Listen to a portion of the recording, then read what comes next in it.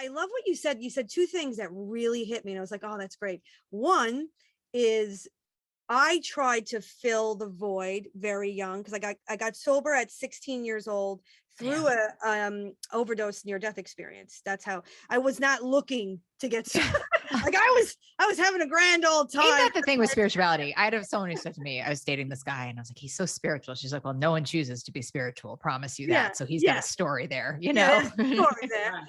So, you know, that's where, so I was 16, I was young, but I tried to fill the void with spirituality for many years, all forms of religious dogma, spirituality, which helped me in many forms. I'm not saying that wasn't an intricate part of the journey, because it was, and it's built a foundation. But, you know, I'm in my mid 40s now. By the time I was in my 30s, that became another addiction, another bypass. And I love how you talked about there's nothing worse than an unhealed healer, because I share that with you, because from 26 years old to around 31, I was doing, you know, I'm an astrologer, I'm a medium, an intuitive. I do all that different type of intuitive coaching work.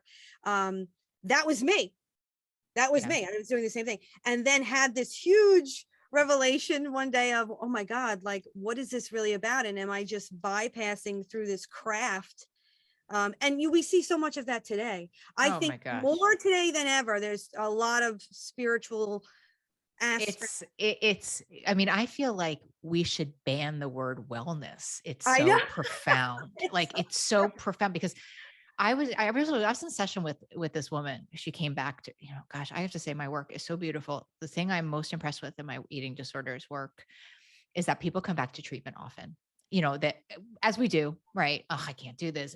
Go find something better. And they come back so often. And I am just like, always, this woman was like, you got back to me so quickly. Thank you. I was like, there's no more beautiful cry to me than I need to come back, because it is just like, there's just no more humble, beautiful cry. I said, it was a Sunday night. I happened to check my email. There was nothing more important in that moment than welcoming you back with open arms, because isn't that the piece of shame?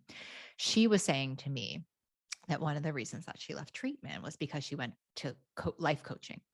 She became a life coach. And she said, you know, I'm sitting in life coaching and they're saying, you know, a thought becomes a feeling, becomes a behavior. So just change your thoughts. And I thought, well, what's wrong with me that I can't do that? I'm just going to go to try to do that. And I have a really dear friend who got coached by a friend. Don't even get me started on the inappropriateness of all of this.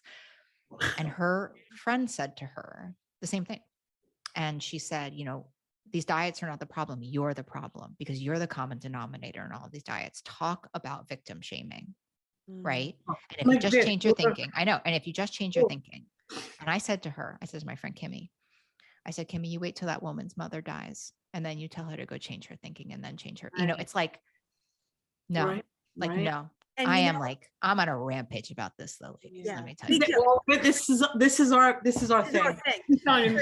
Interesting you use that analogy. I'm so glad. Can I join your club? Because I am like, this girl is on fire about this. Yeah. I swear to God. I was like, when her mother dies, tell her to change her thought. Exactly. What's wrong with you? Can't you just change your thinking? Yeah. No? Yeah. Oh, okay, just checking. I just, you know, in the last 5 months, Molly, I just had a huge experience with this, with what you just said, because again, now I'm in my mid 40s, you know, everything changes in my 30s. I start going into understanding what mindfulness is, understanding my humanness, honoring my humanness, going into that dark nights of the soul, understanding as an astrologer, understanding the gift of my Saturn placements and allowing Saturn to teach me what he needs to teach me. But 4 months ago, both of my parents were diagnosed simultaneously with cancer.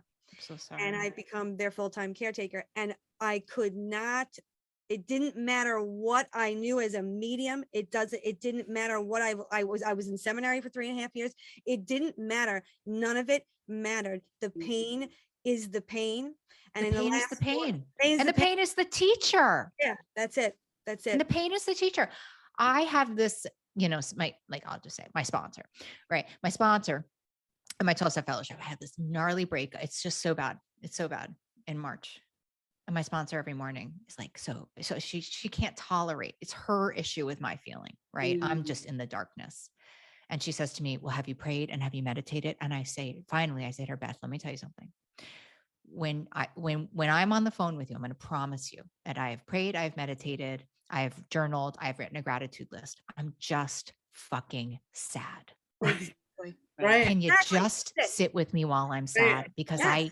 I really you have to stop fixing me. Like Yeah. this is making me sick. Mhm. It's 100%. not this breakup. It's not this darkness. You're checking in to make sure that like, that's your shit. It's not mine. It Right. changed her too, by the way, now Sure. please, now she's like, you're just having a feeling. I'm like, oh man, I just want you to fix it, Really is. I want to say one of the reasons why I really am drawn to you. You are a leader in this way. I think this is very beautiful the way you carry that, because this, I feel like, is our struggle in this culture. I keep going back to the culture, but I think it's such an important piece. It's such a toxic, the word toxic, we use it so often, but this is the problem, is that we are bypassing emotion. Yeah. People don't know how to be with their emotion.